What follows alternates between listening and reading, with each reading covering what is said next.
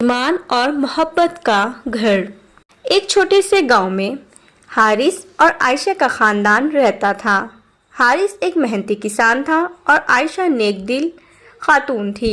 ان کے 3 بچے تھے، احمد، مریم اور یحییٰ۔ یہ خاندان دولت مند نہیں تھا، مگر ان کے گھر میں محبت، صبر اور اللہ پر بھروسہ سب سے بڑی دولت تھی۔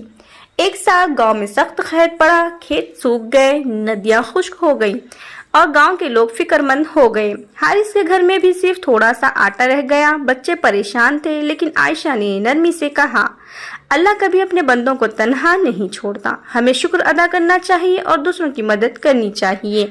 اسی شام ایک بیوہ عورت دروازے پر آئی۔ وہ کمزور تھی، ہاتھ میں خالی پیالہ تھا اور اس کے بچے کئی دن سے بھوکے تھے۔ حارث نے آٹے کی چھوٹی سی تھیلی دیکھی اور دل میں سوچا، ہمارے پاس بھی کم ہے، لیکن شاید یہ اللہ کی آزمائش ہے۔ اس نے وہ آٹا اس بیوہ کو دے دیا۔ بچے حیران ہوئے، مگر عائشہ نے مسکرا کر کہا، جو اللہ کے راستے میں دیتا ہے وہ کبھی محروم نہیں ہوتا۔ اگلی صبح گاؤں میں زوردار بارش شروع ہو گئی۔ خشک کھیت نے سبز لباس پہن لیا۔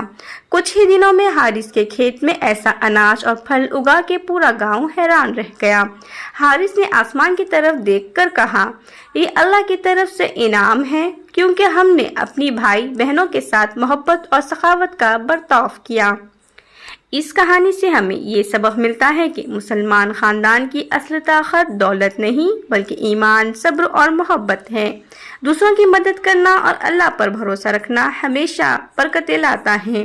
گھر میں نیکی اور سخاوت بچوں کے دلوں میں ایمان کو مضبوط کرتی ہے۔ مزید ویڈیوز دیکھنے کے لیے ضیاء اسلامک وائس کو سبسکرائب کریں۔ جزاک اللہ خیرا۔